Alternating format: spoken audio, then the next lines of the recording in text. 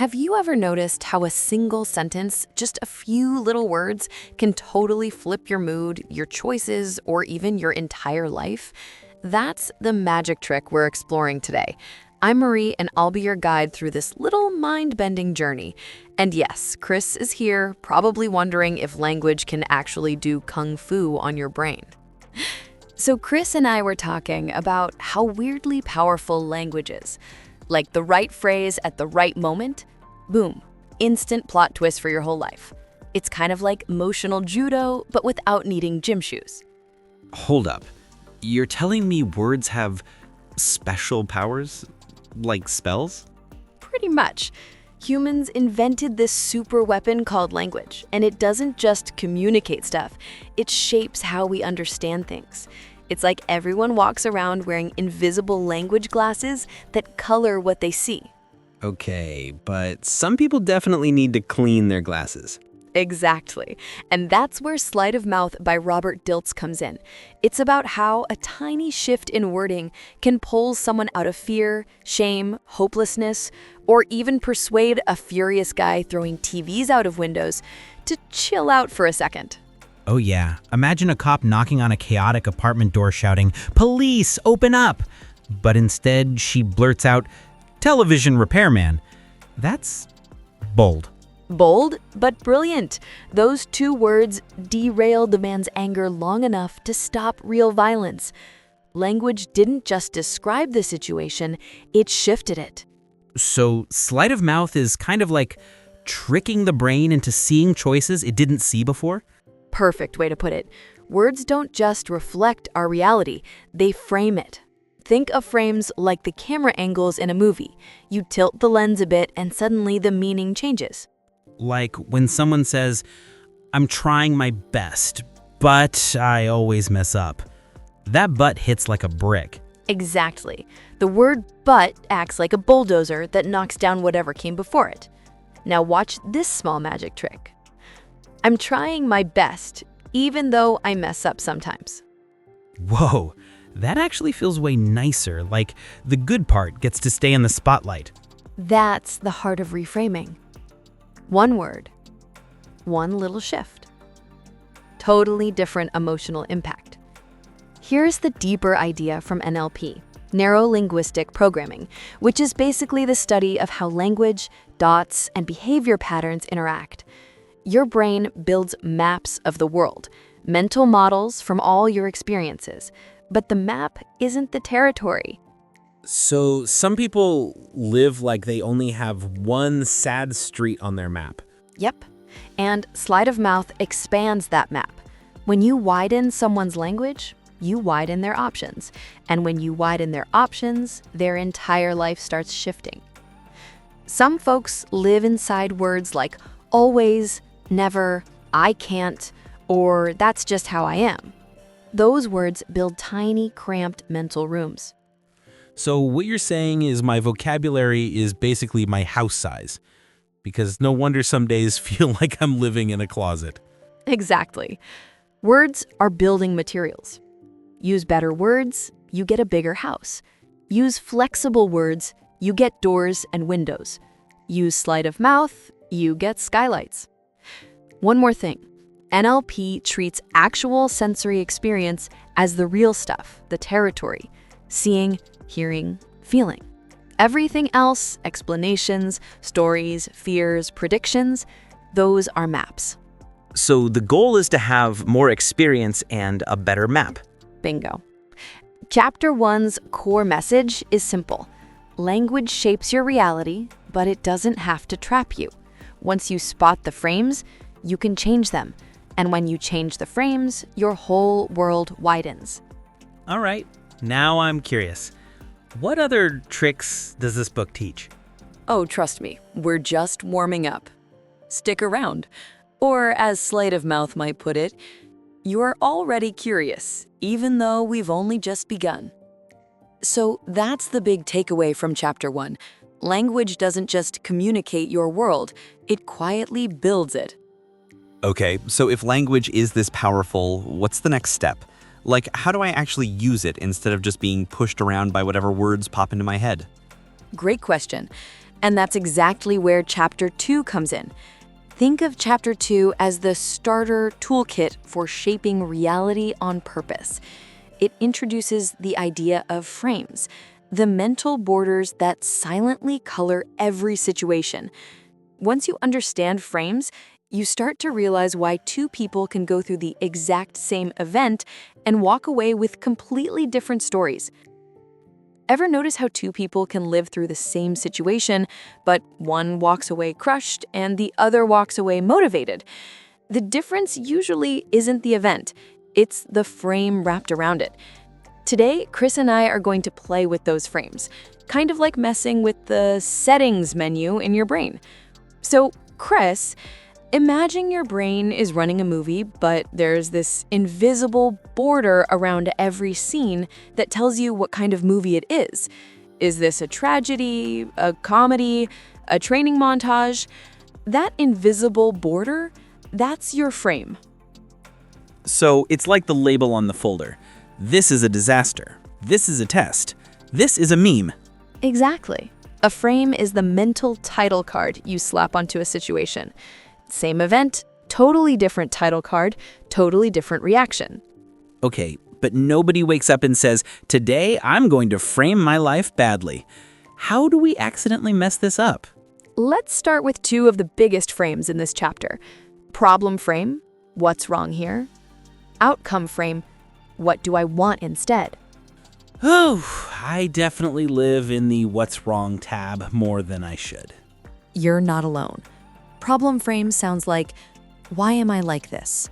Whose fault is this? What's broken? Outcome frame sounds more like, where do I want to go? What would better look like? What tiny step moves me closer?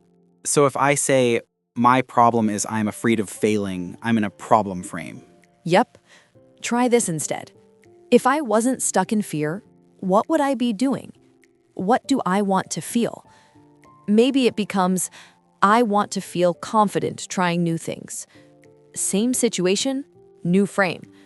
Now your brain can start looking for resources, not just evidence that you suck. So it's like switching from bug hunting to solution hunting. Exactly. And this chapter adds two more big frame upgrades. Failure to feedback. Impossible to as if. Feedback sounds way nicer than failure, not gonna lie. Right? Failure is like slamming a door. Feedback is more like, okay, that didn't work. What did I just learn? All right, but what about the as if thing? As if is you pretending you already are the version of yourself you want to become. You act as if you're confident, as if you're capable, as if this outcome is reachable. And your brain starts reorganizing around that. So if my usual frame is, this is impossible, I switch to, if it were possible, how would I act today? Boom. That's the as if frame in one sentence. Another outcome. Changing what success even means. The book introduces a cool trick called another outcome. Sometimes you feel like a failure, not because you failed, but because you picked a brutal goal. Like expecting to be perfect the first time? Exactly. Imagine you're in a workshop exercise, and your secret goal is, do this perfectly so everyone thinks I'm smart. If that's the outcome, then any tiny mistake equals, I failed. Now imagine a different outcome. Learn something new about how I react. Suddenly, even if you mess up, you win, because you just learned something about yourself. So it's like switching from bug hunting to solution hunting. Changing the goal, changing the meaning, changing your experience. Changing frame size, zooming in and out. Now let's talk about frame size. Basically, how far you zoom the camera in or out on your life. Like when something feels like the end of the world, and then a year later, you barely remember it? Exactly. Think of 3 zoom levels. Zoomed way in, right now, this moment. Medium, this week or this year. Zoomed way out, my whole life or even generations. A bad grade, zoomed in, this is terrible, I'm doomed. Same grade, zoomed out, Oh, it was one data point in a long line of learning. So sometimes I don't need a new life, I just need a new zoom level. Yep. The book uses examples like childbirth, illness, sports games. They all look different when you zoom out in time or zoom out to include more people. Changing frame size doesn't erase what happened. It just changes how heavily it lands. First, context reframing. Where is this actually useful? For context reframing, this answers the question, where is this actually useful? So, like someone who's stubborn could also be called persistent? Perfect example. Or a teenager who fights a lot in school, awful in that context, but possibly amazing if someone threatens his little sister. The behavior itself is neutral. The context decides if we call it problem or strength. That's kind of wild. Makes me rethink some of the stuff I judge about myself. Exactly the point. Context reframing doesn't say everything is fine.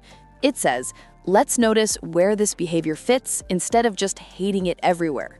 Next, we have content reframing. What's the hidden intention here? Now we switch from where to why. Content reframing looks for the positive intention behind a behavior. Even behind annoying stuff? Especially behind annoying stuff. Take the dad in the chapter who shoots down his son's plans. On the surface, he sounds like a dream killer. But when you reframe it, his intention might be, I don't want you to get hurt. I want you to think things through.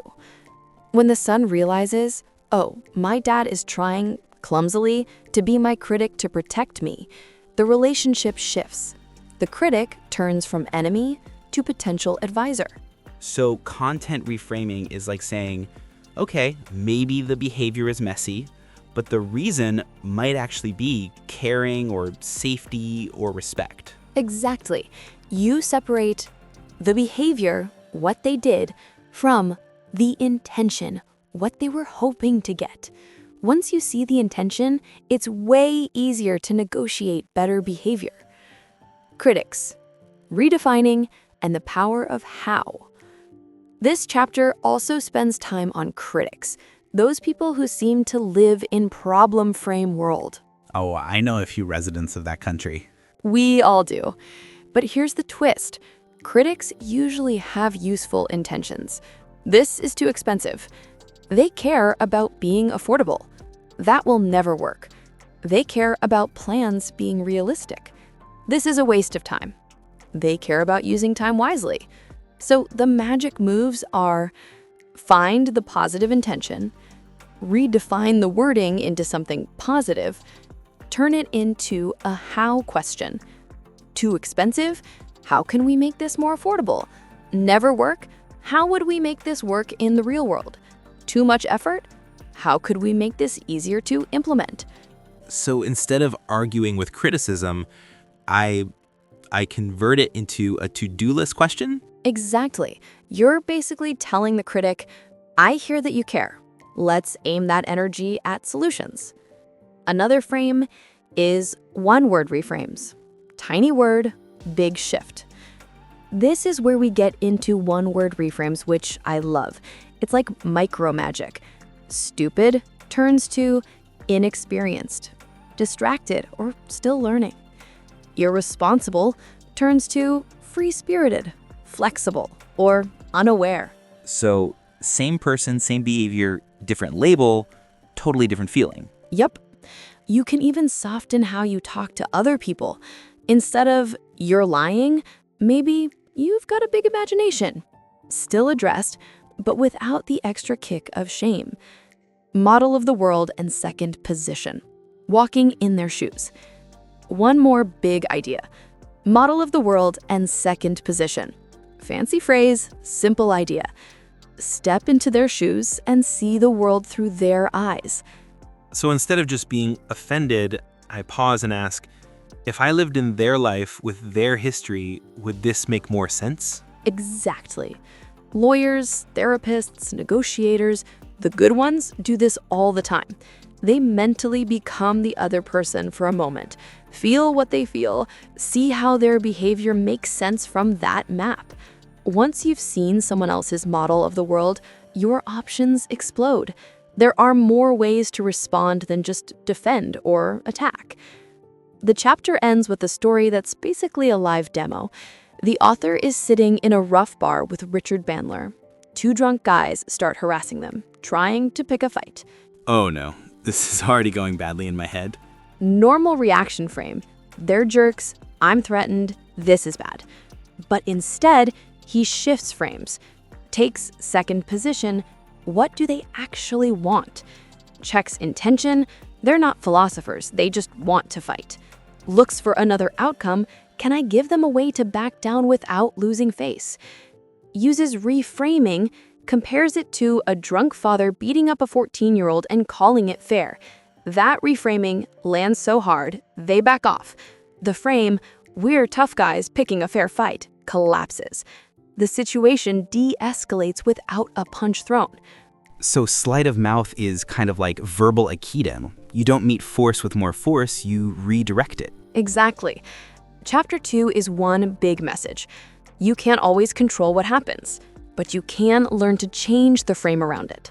The size, the context, the meaning, the goal, and the questions you ask. Okay, I'm starting to see why this book is dangerous in a good way. It's like upgrading from life happens to me to I pick the angle. And that's the whole point. Change the frame, change the meaning. Change the meaning, change what's possible. All right, so we just played around with frames. Those mental picture frames that quietly mess with how you interpret everything, from your boss's email to your aunt's Facebook posts. But frames are only the beginning. Your mind also has a built-in zoom lens. Zoom in, and even a tiny issue suddenly looks tragic enough for a movie soundtrack. Zoom out, and the same issue shrinks into a cosmic speck. Like, wait, why was I even stressed? That zooming in and zooming out, yeah, that's chunking. So basically, my brain is a camera with trust issues? Exactly. And chapter 3 is all about learning how to use that zoom button on purpose instead of accidentally. Chunking is how we break reality into pieces. Big pieces, small pieces, and sideways pieces. It's how we choose what level of detail to look at. Like, do you focus on the whole forest, a single tree, or the fact that the tree looks suspiciously like it skipped leg day? That tree is doing its best. Fair enough. Chunking down is zooming in, breaking something big into smaller, chewable steps. How do you eat a whole watermelon? One bite at a time. Unless you're me, then you drop the watermelon and pretend it was part of the plan. Chunking down is perfect when your brain tells you things like, this will never work. This is too big. Chunk it down and suddenly it's just small steps. Chunking up is zooming out to find a bigger category or purpose. If someone says, I failed, chunking up might reveal, you learned, you adapted, you survived, you're human. When you chunk up, you stop blaming yourself and start understanding yourself. So it's basically unlocking the it's not that deep achievement. Exactly. Chunking up turns drama into data. Now, chunking laterally is when your brain goes, okay, maybe this problem is kind of like that other thing. It's how we get metaphors. Like when you said my procrastination is like a laptop that refuses to update because it's convinced everything will break? Exactly. Lateral chunking gives your brain a story it actually wants to cooperate with. Chunking isn't just zooming, it's reframing. Chunk down, change meaning by looking at the details. Chunk up, change meaning by seeing the theme. Chunk sideways, change meaning by comparing it to something else. It's like mental origami. I once tried origami and ended up with something the instructions called a crane, but I'm pretty sure it was a cry for help. And that's why chunking exists. Chunking also decides where we put the emotional punctuation marks in life. The same event can become a disaster, a question, a lesson. Your chunking style chooses the punctuation. So you're saying my brain automatically subtitles my life? Exactly. And sometimes it chooses the wrong punctuation. Chunking lets you fix that. Chunking is about freedom. Zoom in when the world feels too big. Zoom out when the world feels too small. Slide sideways when you need a fresh angle. It's not just thinking differently, it's seeing differently. So chunking is like emotional Google Maps. Exactly.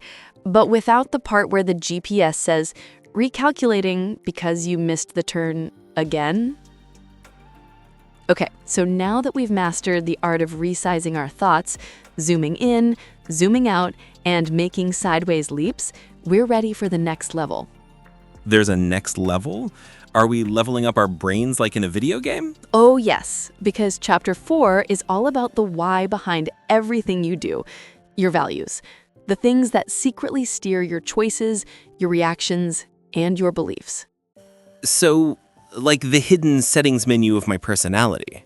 Exactly. Let's step into chapter 4 and figure out what really drives us. Have you ever noticed how two people can watch the same movie and one says, that was life-changing, while the other says, meh? Same movie, totally different meaning. That's not about the movie. That's about their values and criteria, the invisible rules inside their head. Wait, so when I say a game is good and my friend says it's trash, we're both right in our own weird little universes. Exactly. Welcome to Chapter 4, the user manual for why things matter to you at all. So let's start with meaning. Meaning is basically what your brain decides something stands for. It's not just what happened, it's what you think it means that it happened. Like when someone doesn't text back, some people go, they're probably busy. And my brain goes, cool, we're obviously hated. Exactly. The same event, totally different story. NLP would say the territory is no text yet.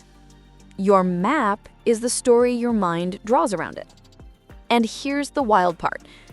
Meaning comes from your map inside your head, the context you're in, the frame you're using, and your values and beliefs about what matters. So, if you're watching a fight scene in a movie, you might see cool choreography. A soldier who's been in combat might see trauma. Same scene, different meanings, different maps. Values are your inner this matters settings. Things like safety, freedom, success, love, respect, growth. They're not just nice words, they're the reasons you care at all. Okay, so values are like the why should I get out of bed menu. Exactly. Someone who values stability might love a steady job with a predictable routine. Someone who values creativity might feel trapped in that same job, but come alive in a messy studio at 2 a.m. And here's something really important. Values are usually kind of fuzzy words like success, love, respect. You can't hold them in your hand, but they control a lot of what you do. If values are what matter, criteria are how you judge if that value has been met. They're the little tests your brain runs. So value equals I want friends. Criteria equals they message me back, laugh at my memes, and remember my birthday. Exactly. Two people can both say, I value respect. But one person's criteria might be, they listen when I talk. The other person's criteria might be, they never disagree with me. Same word, respect. Very different rules. That's why arguments get weird. People shout the same value word at each other, but they're playing by different hidden scoring systems. Sometimes values seem to fight each other, like security versus adventure, quality versus speed, stability versus growth. Sleight of mouth uses language to link clashing values instead of letting them wrestle forever. Like when my brain says, I want to try something new, and also never leave my comfort zone, ever. Exactly. Let's say a company values global expansion, and a team values security. You can rephrase them or redefine them so they connect. Global expansion, working together with diverse people. Security, feeling safe as part of a strong group. Suddenly, going global can increase security, not threaten it. You're not changing the values, you're changing the bridge between them. Remember chunking from Chapter 3? Here it shows up again. You can chunk down a value into the specific things that tell you, yes, that value is being met. NLP calls these criterial equivalences. That sounds fancy. Translate? Sure. Let's say your value is respect. You chunk it down by asking, how do I know I'm being respected? For one person, it might be, they let me finish my sentences. For another, they ask for my opinion. For someone else, they don't insult my favorite K-pop group. Okay, that last one is non-negotiable. Exactly. Once you know those specifics, you have real-world levers you can pull instead of just yelling the word respect at people and hoping they guess correctly. Now we get into something sneaky. Reality strategies. That's just a fancy way of asking, how do you know something is true or real for you? Like, how do I know I really went to school yesterday and didn't just dream it? Exactly. Your brain doesn't have a special folder labeled reality. It uses little tests like, does the memory feel vivid? Does it line up with what happened before and after? Do I have sounds, images, feelings attached to it? Does it match my beliefs about what I'd actually do? Those tests are your reality strategy. And here's why it matters. Your beliefs and values feel obviously true because they pass your reality tests. When we do sleight of mouth, we're often gently asking, hey, what are you assuming is true here? And how do you know? Not all values stand on the same level. You have a hierarchy of values, a ranking. In tough choices, higher values override lower ones. So like, I value fun, I play games. But I value my family's safety, I'll log off in the middle of a match if there's an emergency. Exactly. Someone might value safety, growth, fun. Another person might have achievement, freedom, connection. They'll make very different decisions under pressure. You can discover your value ladder by looking at exceptions. I usually won't do X unless. That unless often reveals a higher value. So what's the big takeaway? Meaning isn't built into events. You assign it based on your values, your criteria, your reality strategy, and your value hierarchy.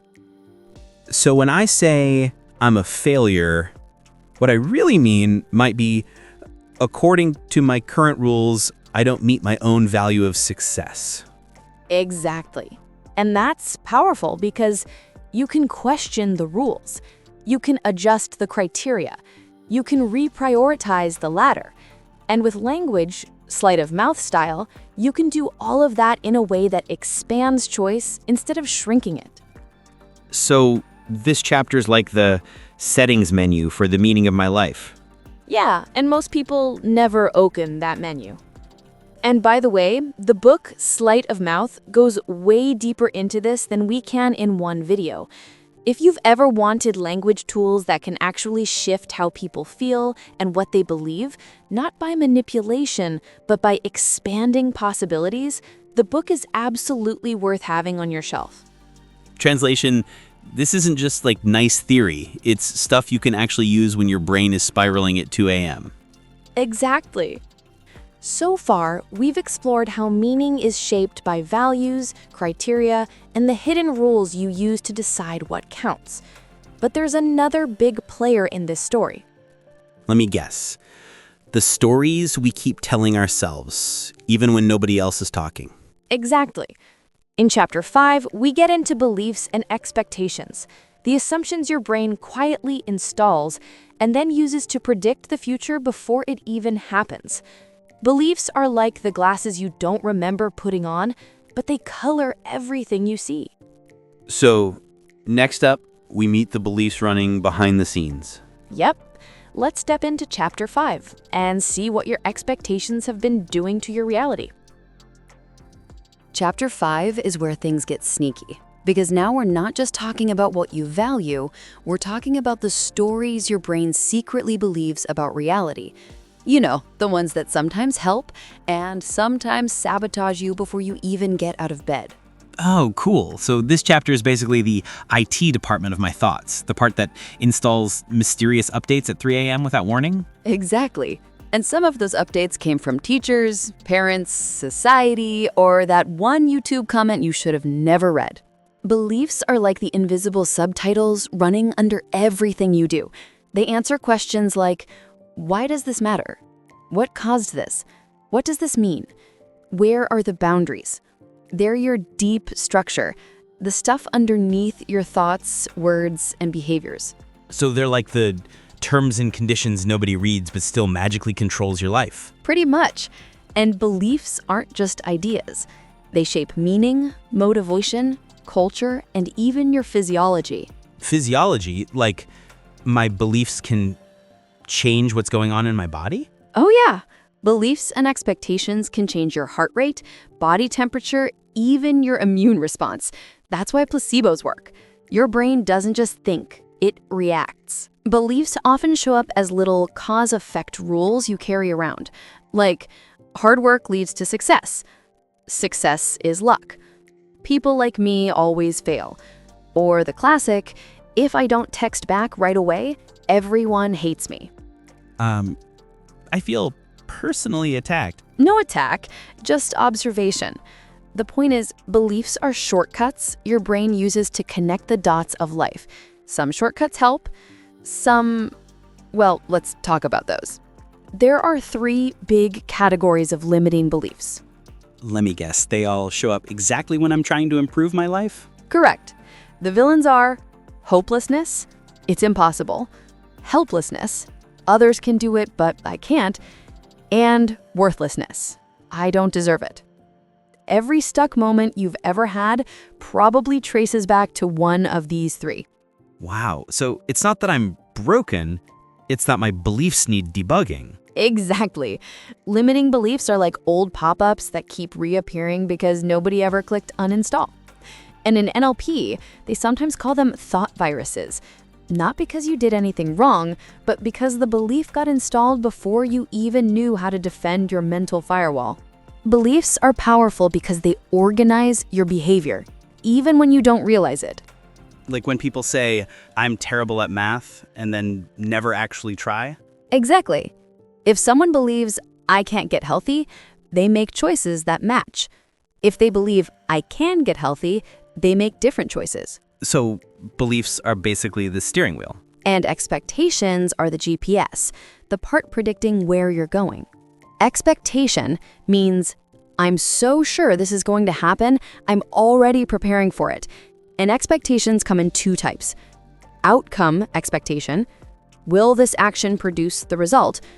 And self-efficacy expectation, can I do it? So it's the difference between, I know studying works, and I don't know if I can actually study. Exactly.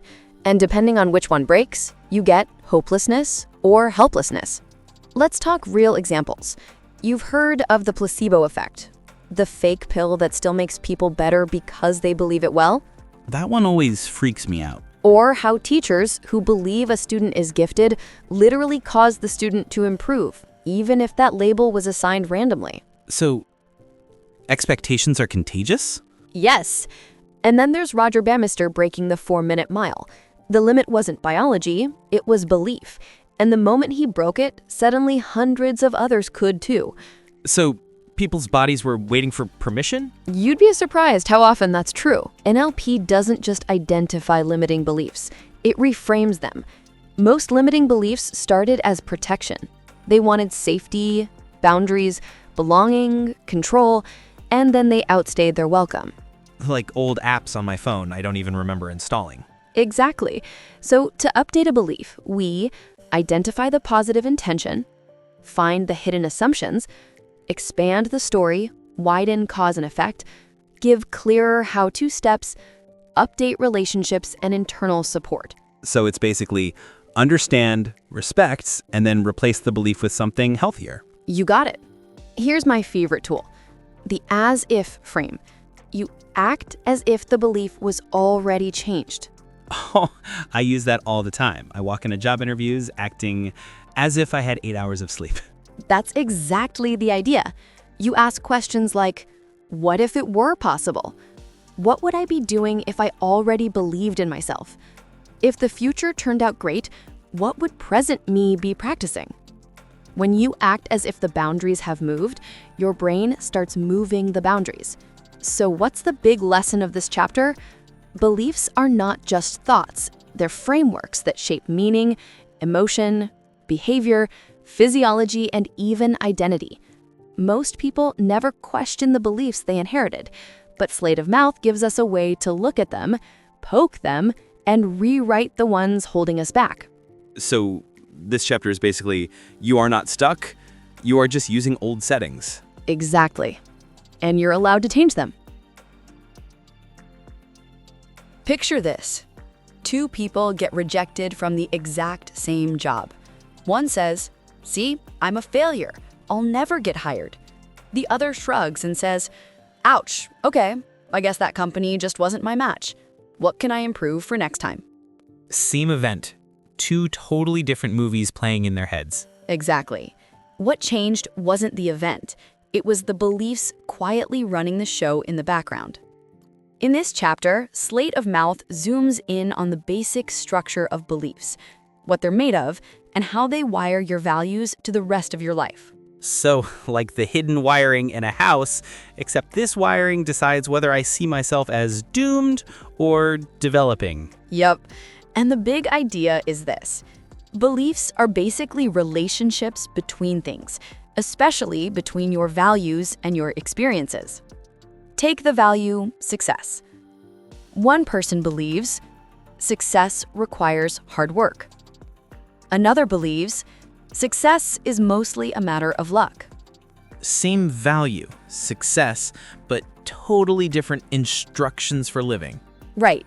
Those links link success to different causes, effort versus luck, and those links are built out of 2 main language patterns. Complex equivalence, A means B, and cause-effect, C causes D. A means B. Complex equivalence is when we talk as if 2 things are basically the same. For example, having lots of money means you're successful, or if you don't talk much, it means you don't have anything to say. Or poor health means you must hate yourself. Oof, that last one feels harsh. It is. And notice how these aren't just observations. They're definitions. They flatten messy, complex reality into a simple A equals B. So instead of asking, what else could poor health mean? The belief slams the door and says, nope, it means self-hatred. End of story. Exactly. Complex equivalences are powerful because they answer the question, what does this mean about me, others, or the world? But they can easily oversimplify things. That's where Sleight of Mouth comes in. We learn to offer new equivalences, different meanings, which widen the map instead of trapping us in one harsh story. The second big structure is cause-effect. Early to bed and early to rise makes you healthy, wealthy, and wise. Power corrupts. Love heals. Criticizing him will make him respect the rules. That last one sounds like wishful thinking. Exactly. The problem isn't that cause-effect is always wrong. It's that life is complicated, and our brains like to pretend it's simple. Think about this example. If you toss a ball, you can pretty much predict where it will land. But if you gently tap a wind chime, You have no idea which way the chimes will swing or what sound they'll make. Too many moving parts. right, the wind chime has its own shape, angles, tension, and the influence of the air around it. People are like that too. So when we say doing X will automatically cause Y, we're usually leaving out a whole world of interacting forces. Now, here's where it gets really fun. Way back in ancient Greece, Aristotle broke cause into 4 types. Precipitating causes, what happened before that set this up? Constraining causes, what's holding things in place right now? Final causes, what future goal or purpose is this serving? And formal causes, what basic definition or mental model are we using? So instead of asking what caused this, we ask which kind of cause are we talking about? Exactly. Quick illustrations. Precipitating. I'm burnt out because I pulled too many all-nighters last month. Constraining. I stay burned out because I keep saying yes to everything. Final. Part of me is working this hard so that I feel indispensable. Formal. Deep down, I define success as never stopping. Same burnout, but 4 very different stories about why it exists and what might change it. Formal causes are especially sneaky. They're the labels and categories we use that quietly decide what even exists in our mental world. There's a story in the chapter about a researcher studying cancer remission. When he went to the records office to find patients in remission, the computer operator said, "We don't have a category for remission." So officially, those people just didn't exist. Exactly. The system had categories for terminal diagnosis and for deceased, but nothing for got better. Once they dug in, they found hundreds of people who had survived, but they were invisible to the system because there was no box for them. That's wild. So if I don't have a mental category for I can change, then every time I do change, my brain just throws that data away? Pretty much. That's the power of formal causes. They're not just describing reality, they're creating the reality we can see. The book sums it up like this. Beliefs are the wiring connecting your values to your experiences. To make a value like professionalism operational, you need beliefs that answer things like, what is it? Professionalism means. What causes it? You become professional by. What does it lead to? Professionalism results in. How do I know it's happening? I know I'm being professional when. And if my answers are different than your answers, we can share the same value but act completely differently. Exactly. 2 people can both value safety. One believes safety comes from having more power than your enemies. Another believes safety comes from understanding the positive intentions of others. One builds bigger walls and weapons, the other builds more conversations and trust. Same value, different belief structures, different world. Now, how do we strengthen a value so it's not just a nice word on a poster? That's where the values audit comes in. Pick a value, say health. Then you complete sentences like, health is important and desirable because I. Therefore, I. Whenever I. So that I. Although I. If I. In the same way that I. So I'm basically stacking reasons for the belief instead of reasons against it? Exactly. And when you read all your answers together, it forms a kind of personal manifesto for that value. It turns health is important into health is important. I need energy to create and survive. I'll start taking care of myself. I want to be ready for the future. I want to enjoy life and be a good example. Although I have other responsibilities, I still need a solid foundation. That feels way more motivating than just, I should probably eat a salad. You can do the same thing with a specific belief, especially one you need but feel shaky about. That's the belief audit. For example, I deserve to be healthy and attractive. Then you walk that belief through connectives like, because I, therefore I, after I, whenever I, so that I, although I, in the same way that I. So I'm basically stacking reasons for the belief instead of reasons against it? Exactly. And if it's hard to do from your own perspective, you can borrow someone else's. Imagine a mentor or caring friend saying, you deserve to be healthy and attractive because you're a precious part of nature.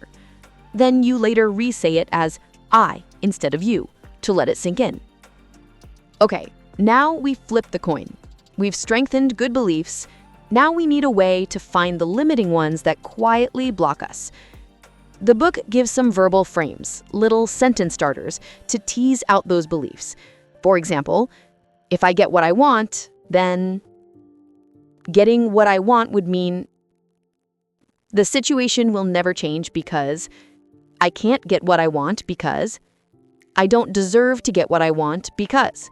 So instead of I'm just stuck, we ask, okay, brain, why do you think you're stuck? And then we listen to the nonsense it serves up. Exactly. Those answers often come in the form of complex equivalences and cause-effect statements. And once they're out in the open, we have something we can actually work with. One of the simplest and most powerful ways to loosen a limiting belief is to look for counterexamples. If the belief says, I'll never get better at this, I keep failing all the time, you gently ask, has anyone else ever kept failing for a while and then got better? Have I ever failed repeatedly at something and later improved? So we're looking for any moment, even a tiny one that doesn't fit the always or never. Exactly. The book shows the structure like this. Complex equivalence, A means B. Ask, does A ever happen without B? Does B ever happen without A? Cause-effect, C causes D. Ask, are there times C is present and D doesn't happen? Are there times D happens without C? Then you use real examples, either from your own life or from other people. And the chapter ends with a simple example. A child says, I'll never learn to ride this bike. I keep falling down all the time. A parent might respond, you rode almost 10 feet without falling earlier, so you're not falling all the time. Keep practicing, and that distance will grow. Same reality, but now the focus is on the part that works. Exactly. Or they might say, remember how your brother fell over and over when he was learning? Now he rides everywhere. Falling is just part of learning. One counterexample can shift the frame from failure forever to feedback while learning. And once the frame changes, the belief changes. And once the belief changes, the kid gets back on the bike. That's the heart of this chapter. Beliefs are built from complex equivalences and cause-effect. They're influenced by different types of causes, especially the invisible formal ones. We can audit our values and beliefs to strengthen what helps us, and we can surface limiting beliefs and soften them with counterexamples and reframing. So instead of being trapped by our beliefs, we start using them as tools. Exactly. And in the rest of the review, we'll keep playing with these tools, so you and Chris and all the little stick people in your mind get more room to move. Now, have you ever noticed how some beliefs in your life just fall away? Not because someone argued you out of them, not because you forced yourself into a pep talk, but because you simply grew past them. That's what this chapter is really about. How beliefs don't only change through effort, sometimes they change the way seasons do. In Chapter 6, we looked at how beliefs form, the structure behind them, the patterns that keep them alive. In Chapter 7, we're going deeper, not into logic, but into the part of us that actually moves beliefs, our internal states. So the mood I'm in decides whether I believe I'm awesome or whether I believe I should hide under a blanket forever? Exactly. And don't act like you haven't done both. One of those was this morning. Most people assume belief change is hard, dramatic, like wrestling a dragon in your mind. But belief change happens naturally all the time. Kids do it constantly. Oh yeah, my nephew used to believe superheroes lived inside the TV. He changed that belief the moment he saw the HDMI cable. Exactly. People grow, learn, and their beliefs update.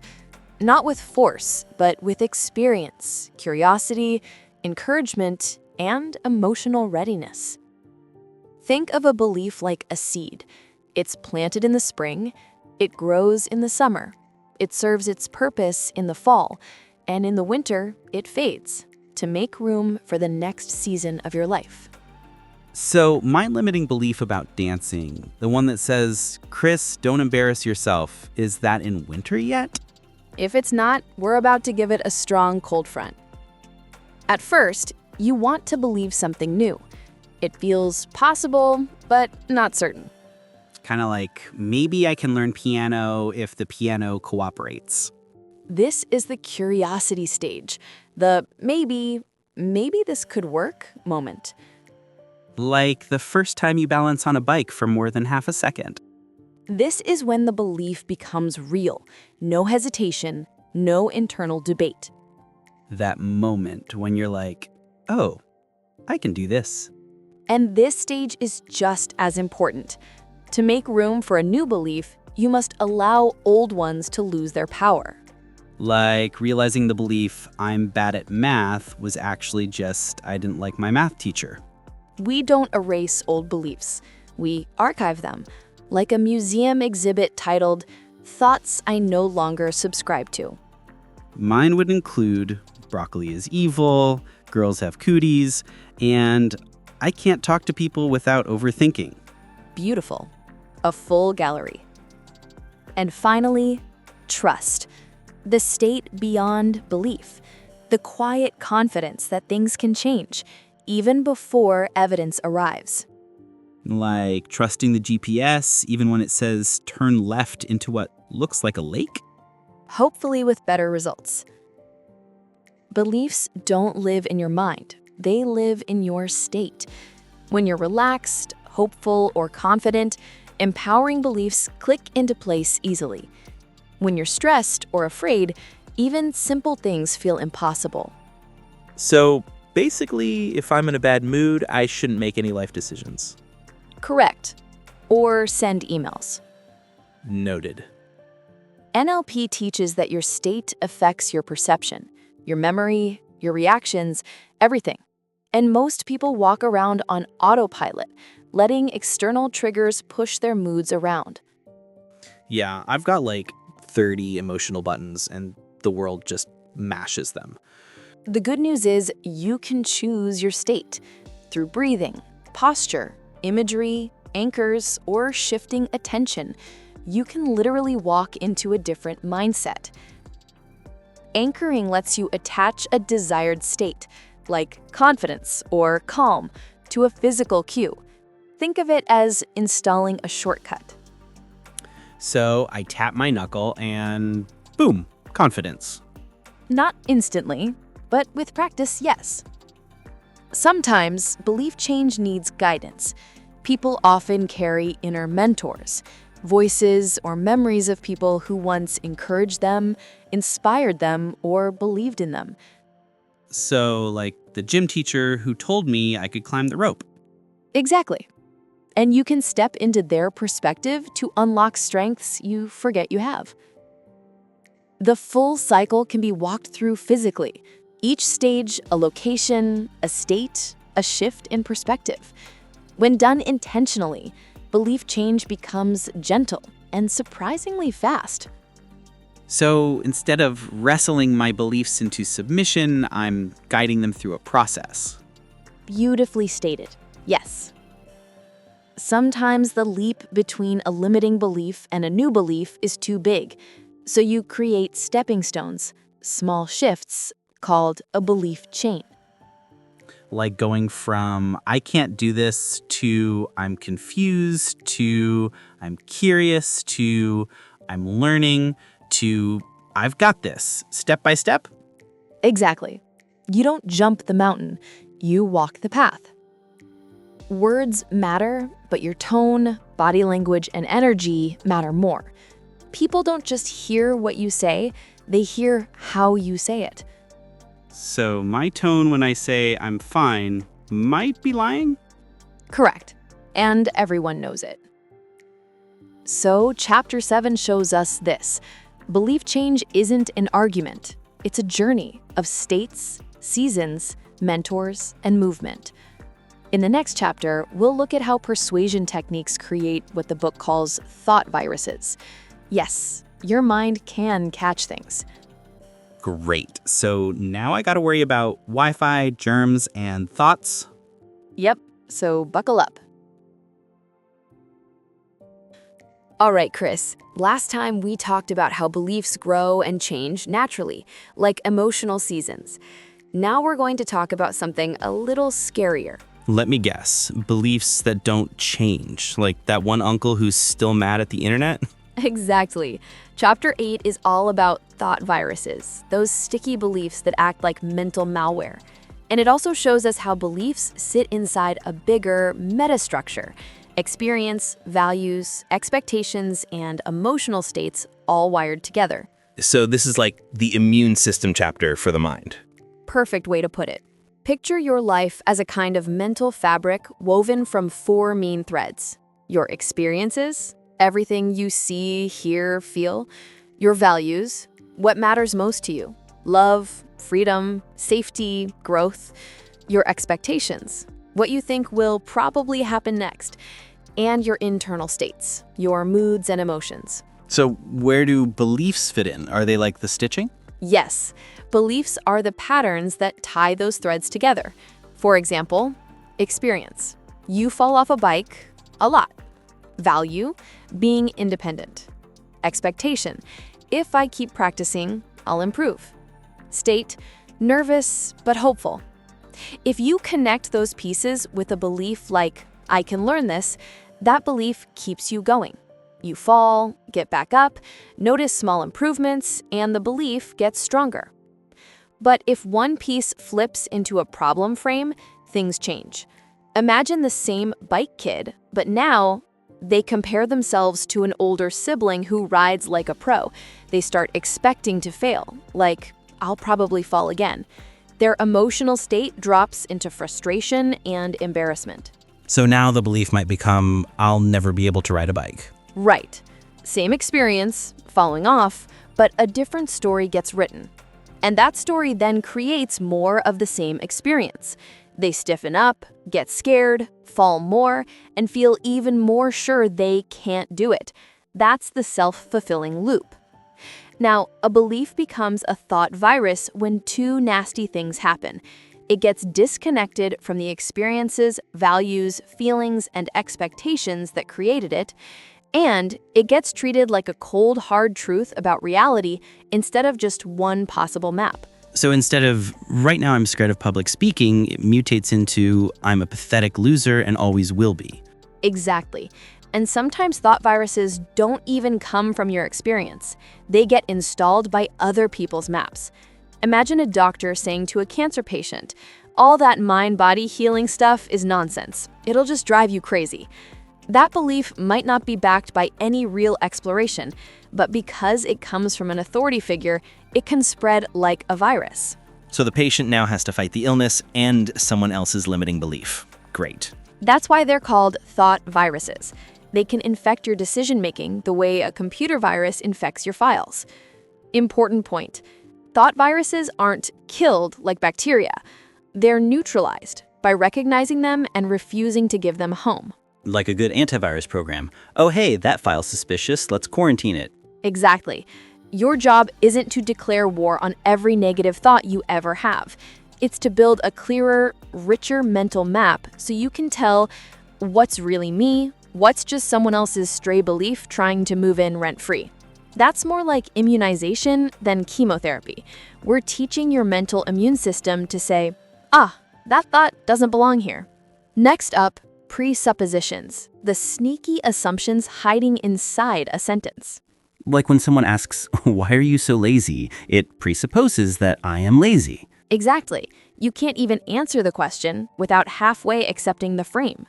In the cancer example, the doctor says, if you really care about your family, you won't leave them unprepared.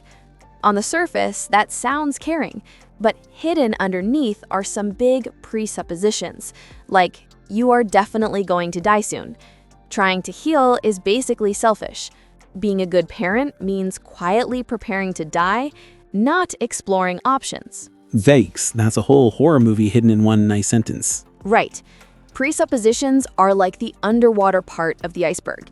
If you don't notice them, they can steer your beliefs without you realizing it.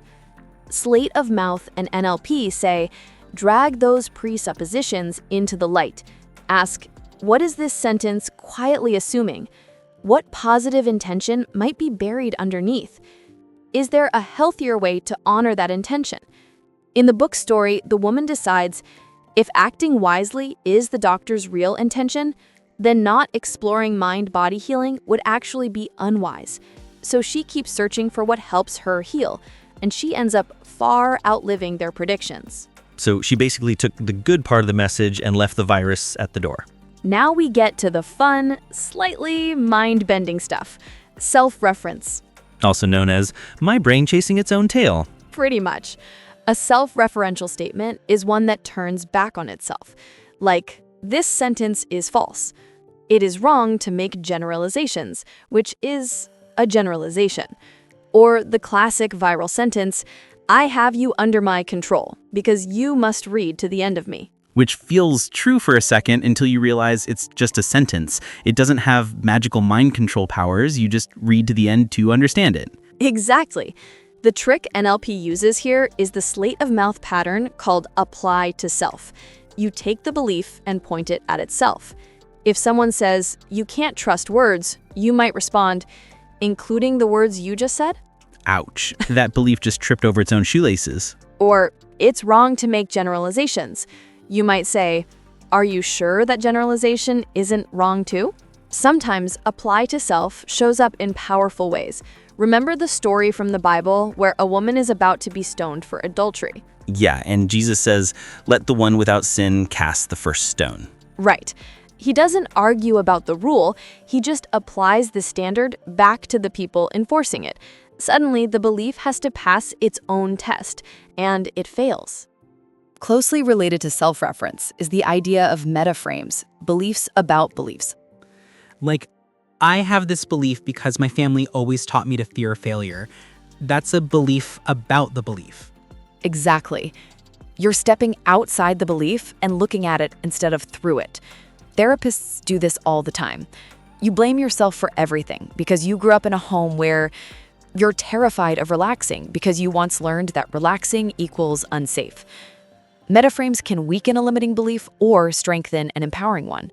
For example, if you believe my creativity and communication make me a survivor, a metaframe might be, that belief makes sense in an information age where ideas and communication literally shape your future. So metaframes are like putting the belief in a caption box. This belief came from here, and it does this in your life. Yes, and a really big part of this chapter is logical levels, different heights or layers where beliefs can aim. Environment, where and when, your surroundings. Behavior, what you do. Capabilities, how you do it, skills, strategies. Beliefs and values, why you do it, meaning, motivation. Identity, who you think you are. Spiritual or transpersonal, for whom or for what beyond yourself. Same insult at different levels hits way harder, right? Exactly. Watch how it escalates. Environment, your room is messy. Behavior, you acted lazy in that situation. Capability, you're not very good at organizing. Belief, you don't value responsibility. Identity, you're a lazy person. Ugh, that last one feels like a punch to the soul. And this is where sleight of mouth shines. A lot of painful beliefs come from confusing one level with another. Someone fails a test and turns event, I failed that exam, into identity, I am a failure. A helpful reframe pulls it back down a level. You're not a failure. You're a capable person who hasn't yet mastered this specific skill. Same with health. Instead of saying, I'm a chronically sick person, you might frame it as, I'm someone currently managing a health challenge while learning how to strengthen my mind-body connection. That shifts the focus back to capability, growth, and choice, not a fixed identity. So one of the fastest ways out of a thought virus is to ask, did I just turn one bad moment into a statement about who I am? Exactly. Then you walk it back down to behavior or skills, things you can actually change. Okay, big recap time. Beliefs don't float alone.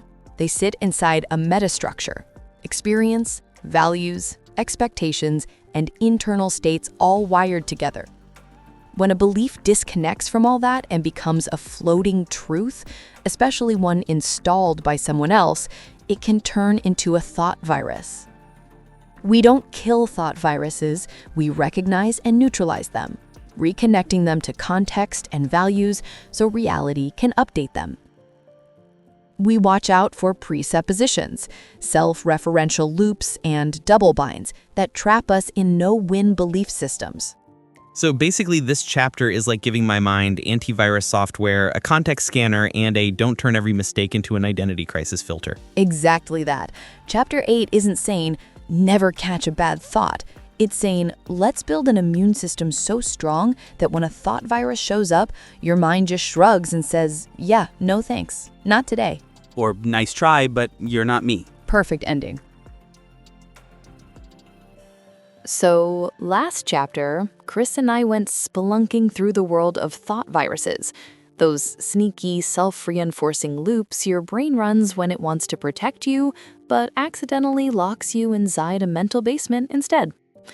And speaking of mental basements, today's chapter is where we finally get the keys. Welcome to Chapter 9, where sleight of mouth stops being a toolbox and becomes a system. A flexible, story-powered way of shifting beliefs, opening possibilities, and if you're Chris, occasionally melting your own brain in a good way. I'm ready.